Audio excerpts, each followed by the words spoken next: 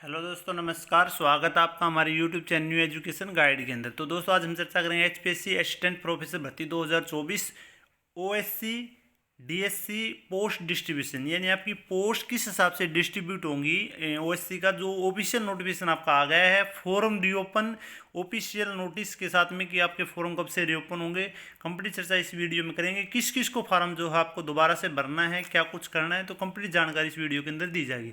तो वीडियो को ज़्यादा से ज़्यादा शेयर करें, अच्छी लगे तो वीडियो को लाइक करें, चैनल को सब्सक्राइब करके घंटी के निशान को दबा लें ताकि जितनी वीडियो डले उन सभी का नोटिफिकेशन आप तक पहुँचता रहे।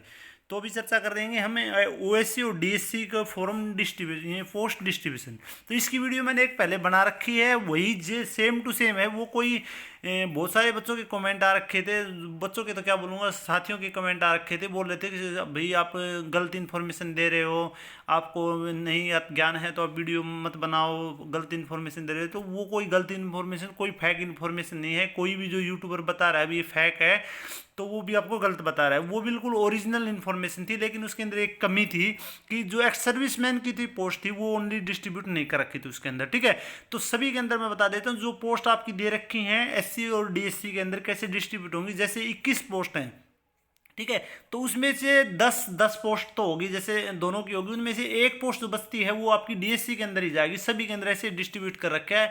आपकी जितनी भी पोस्ट है, चाहे एक्स सर्विसमैन की हो चाहे एससी वाले सिंपल की हो, आप देख लेना अपनी जितनी पोस्ट है उसकी 50-50 कर देना। जैसे 10 हैं तो 5-5 हो जाएंगी, अगर 11 हैं तो 5-5 और एक में 6 हो जाएंगे, डीएससी वाले में 6 हो जाएंगे और एक में 5 हो जाएंगे। ठीक है, ऐसे डिस्ट्रीब्यूट होंगे। वो जो ऑफिशियल नोटिस था, लेकिन वो पुराना था, नया अभी ऑफिशियल नोटिस इसका आज आया है, उसके ऊपर अभी हम चर्चा कर लेते हैं और कब से फार्म भरे जाएंगे और किस किस को जो है दोबारा से फार्म भरने हैं, तो वो इस वीडियो में बताऊंगा। और वो वीडियो आप देख सकते हैं, मैं इसके डिस्क्रिप्शन में डाल दूंगा लिंक उसका, और आई बटन में मिल जाएगा, वो आप देख सकते हैं आपकी पोस्ट किस प्रकार से डिस्ट्रीब्यूट हो रखी है। अगर आप बोलेंगे तो मैं उसके लिए अलग से फिर वीडियो बना दूंगा, या चलो मैं इसी में दिखा देता हूँ आपको कैसे डिस्ट्रीब्यूट होंगी। वो भी पहले जो ऑफिशियल नोटिस है वो पढ़ लेते हैं हम पहले।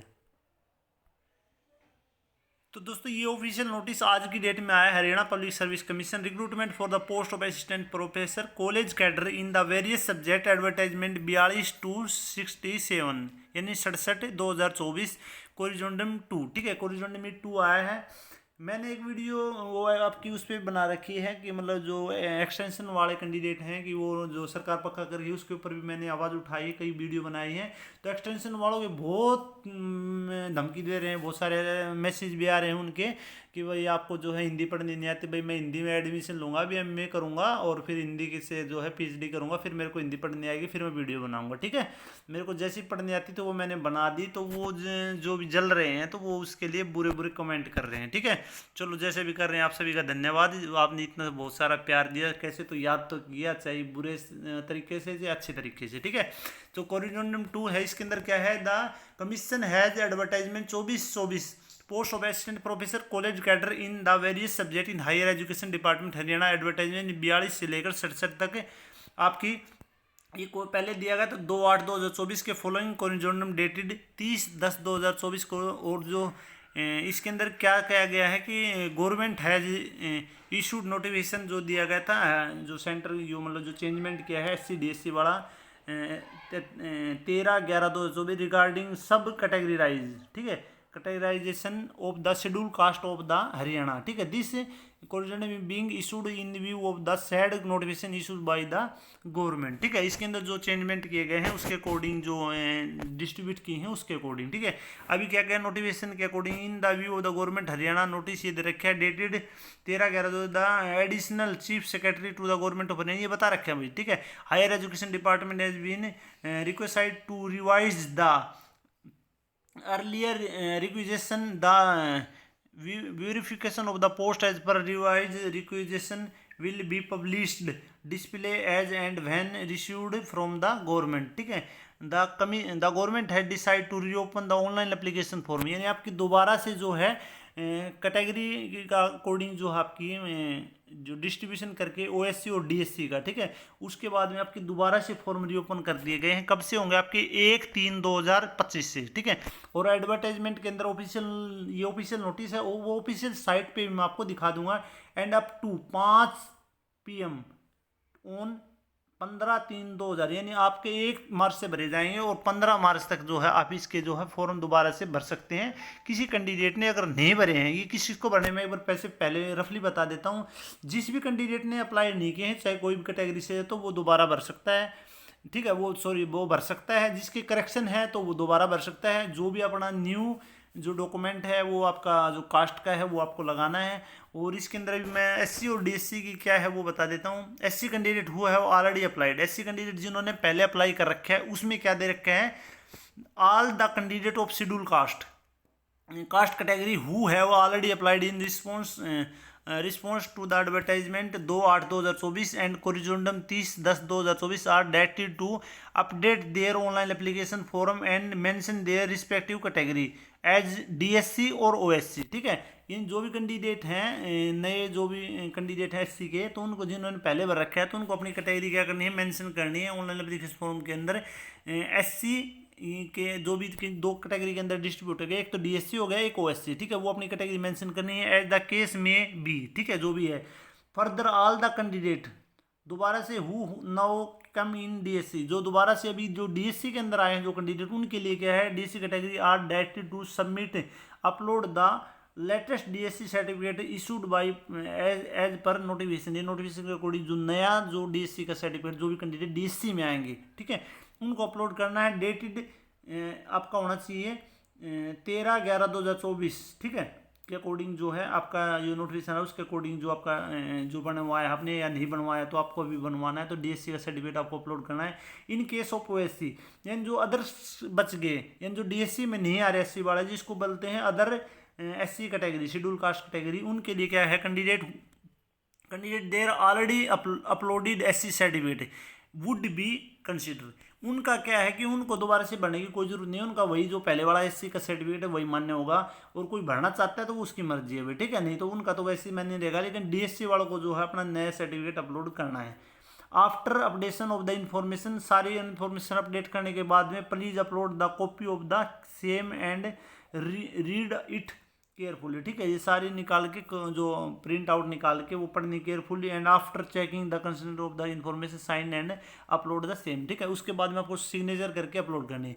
या फिर कोई भी कैंडिडेट जो फॉर्म जिसने भर दिया जिसका हाफ रह गया या किसी ने सिग्नेचर करके अपलोड नहीं किया, तो उनके लिए भी मौका है, उनको दोबारा से वो जो रजिस्ट्रेशन उन्होंने वो भर रखा है वो कैंसिल करके दोबारा से भरना पड़ेगा, ठीक है।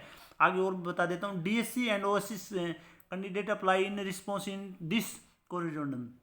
All the candidate of DSC and OSC category who had not applied earlier, जिन्होंने पहले नहीं भर रखा है, जो एससी या डीएससी से कैंडिडेट हैं उनके लिए क्या कर रखे, are now applying after insurance of the this corrigendum के बाद में वो भर सकते हैं। Would be required to submit online application form carefully mentioning their category, ठीक है। अपनी अच्छी प्रकार से अपनी कैटेगरी मेंशन करनी है, डीएससी है या ओएससी है। They would be required to upload their latest DSC OSC certificate. जो भी नए फॉर्म भरेंगे जिसने पहले नहीं भर रखा है तो उनको जो है ओएससी का अलग से बनवा के या भी जो भी एससी का है वो सर्टिफिकेट आपको दोबारा से अपलोड करना है, ठीक है। वो भरेंगे तो फॉर्म तो अपलोड तो दोबारा से क्या, उनको तो फ्रेश भरेंगे तो उनको अपलोड तो करना पड़ेगा, ठीक है। इश्यूज बाय द कंपोनेंट होते हैं along with the online application form, ठीक है। तो जिन्होंने नहीं भर रखा है तो उनको भरना है, और जिन्होंने पहले भर रखा है एससी वाले तो उनको दोबारा से भरने की, ओएससी वाले उनको भरने की जरूरत नहीं है। लेकिन जो डीएससी में आ गए उनको जो सर्टिफिकेट अपना अपलोड करना है, ठीक है। उसी के अंदर आपको जो है मौका दिया जाएगा तो वो आपका जो है सर्टिफिकेट आपको अपलोड करना है। और कोई नया कैंडिडेट भरना चाहता है तो उसको जो एससी या ओएससी का जो नया सर्टिफिकेट है वो अपलोड करना भी, ठीक है। The SC candidate who have already applied, ठीक है, their online application but they could not upload the duly sign application form. यानी जो कोई एससी का कैंडिडेट है जिसने पहले से अपना फॉर्म भर रखा है लेकिन उन्होंने साइन करके जो है एप्लीकेशन फॉर्म है वो अपलोड नहीं किया, after taking out the print out लेने के बाद में and had erroneous filled wrong particular relating to their category, category से रिलेटेड कोई गलत इन्फॉर्मेशन भर दी है क्वालिफिकेशन से related in their previous application form के अंदर, such candidate who have to cancel their already filled application. उन्होंने अपना जो एप्लीकेशन कैंसिल करना है, पहले भरा हुआ कोई भी चीज़ छूट गई तो उसको क्या करना है, अपना एप्लीकेशन जो पहले भर रखा है वो कैंसिल करना है and then submit fresh application form भरना है, पेइंग द रिक्वेस्टेड फीस। और नई फीस भी करनी है, वो फीस आपकी काम नहीं देगी। The fees already paid with the earlier in application form will not be adjustment against the new application. नए एप्लीकेशन के साथ में आपकी जो पुरानी वाली फीस है वो नहीं होगी भाई, ठीक है। किसी के साइन रह गई, कोई क्वालिफिकेशन में गलती होगी या कोई भी जो भी मिस्टेक होगी तो उसको नया एप्लीकेशन फॉर्म भरना है एससी वाले कैंडिडेट, ठीक है, जो चाहे डीएससी में आते हो चाहे एससी में आते हो, तो उनके लिए ये मौका दिया गया भाई, ठीक है। उसके बाद in the SC candidate who have already applied to response advertisement dated corrigendum as per request is no post is available under the subcategory DSC and OSC as the case may be candidate of the such candidate is considered under the general category। यानी अभी जिसने पहले भर रखे form किसी भी candidate ने SC से और उसकी अभी एससी के अंदर डीएससी के अंदर अगर कोई भी पोस्ट नहीं है तो वो कैंडिडेट किसके अंदर काउंट किया जाएगा, वो जनरल कैटेगरी के अंदर काउंट किया जाएगा, वो मैं आपको बता देता हूँ, ठीक है। उसके बाद में BCA और BCB नॉन क्रीमी लेयर जो कैंडिडेट हैं एंड ईडब्ल्यूएस कैंडिडेट, उनके लिए क्या रखें, क्योंकि इसके अंदर भी कैटेगरी के अंदर चेंजमेंट किया गया था कि क्रीमी लेयर की जो है इनकम का जो है स्रोत चेंज किया गया था भाई, उनकी शायद 6 से 8 लाख कर दी गई थी, तो वो भी क्या कर रखे हैं, उनके लिए क्या रखा है BCA और BCB and EWS candidate who have applied in the response of their corrigendum all the candidate belong to BCA BCB non creamy layer categories applying in response to this corrigendum would have to upload the certificate on the online application which has been issued as per Haryana government, ठीक है। नया changement किया गया उसके according जो है अपना certificate upload करना है। गवर्नमेंट नोटिफिकेशन जो दे रखे है उसके अकॉर्डिंग 16/7 तक, ठीक है, इन्होंने दे रखा है dated 16/7 and as a amendment from the time to time, ठीक है। इन जो चेंजमेंट किया गया था उसके अकॉर्डिंग 16/7 को जो चेंजमेंट किया था उसके अकॉर्डिंग जो है आपका सर्टिफिकेट आपको अपलोड करना है। This certificate should be issued on the and after 16/7/2024 and before the closing date. ये आपका कौन होना चाहिए 16/7 जो पिछले साल का 2024 के 7वें महीने का जुलाई में जो चेंजमेंट किया था उसके बाद का सर्टिफिकेट, ठीक है, अपलोड करना। अगर ये नए फॉर्म भरते हैं तो उनके लिए बता रखा है एंड पर, और जो अब क्लोजिंग डेट है इसकी जो 15 मार्च रहेगी तब तक के बीच का जो है सर्टिफिकेट आपको अपलोड करना है। As per government of Haryana application जो 16/7/2024 certificate issue the after the closing date of the record would not be consider, ठीक है। यानी क्लोजिंग डेट के बाद का जो है आपका काउंट नहीं किया जाएगा, ठीक है। तो इस चीज़ का आप ध्यान रखना है। सिमिलरली द ईडब्ल्यूएस, यही है ईडब्ल्यूएस के लिए candidate applying in the response to their corrigendum at the request upload certificate on the online application portal has be issued पर हरियाणा को जो चेंजमेंट किया गया उसके according 25/2/2020 certificate would be valid for the financial 24-25।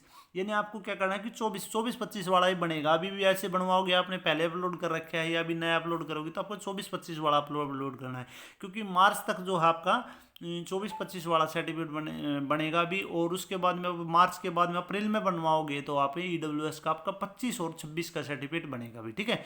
तो अभी आपने नहीं बनवा रखा तो आप बनवाओगे तो आपका 24 और 25 का बनेगा, वही आपको अपलोड करना है, कोई पुराना नहीं करना है अभी, ठीक है। Would be after before the closing date, ठीक है, एंड सर्टिफिकेट इशूड द ये दे रखे हैं। उसके बाद BCA BCB हुआ ऑलरेडी अप्लाई, जिन्होंने पहले अप्लाई कर रखे हैं BCA BCB या EWS के, उनके लिए क्या है the candidate of BCA BCB non individuals हुआ already apply their online application response in advertisement के अंदर दे रखा है that to submit the fresh certificate on the online application after updation of the information please download a copy of the same. इनको भी क्या करना है, अगर फॉर्म भरते हैं तो पूरी कंप्लीट इन्फॉर्मेशन भरने के बाद में उसका प्रिंट आउट निकाल के उसके ऊपर साइन करके वो है आपको अपलोड करना है आफ्टर चेकिंग द, जो भी सारी इन्फॉर्मेशन चेक करने के बाद में, ठीक है। उसके बाद में यही है भाई DSM और DSM इस कैटेगरी के अंदर, ठीक है, इन जो आपके एक्स सर्विसमैन से रिलेटेड, ठीक है, जिन्होंने आपने पहले भर रखा है तो उनके लिए इन्फॉर्मेशन है, ठीक है। तो बाकी चीज़ें यही इनके अंदर भी वही सेम है, कोई अलग से नहीं है, ठीक है। एक नोट दे रखा है उसमें बताया था other term and condition of in the advertisement dated 2/8/2024 remains same रहेगी, अनचेंज रहेगी, कोई चेंजमेंट नहीं है। The candidate are directed to read all the term and condition carefully before, ठीक है। And the candidate who have not applied earlier in the response advertisement, तो उनको क्या करना है, अभी जो है आप भर सकते हैं जिन्होंने पहले नहीं भर रखा है, ठीक है।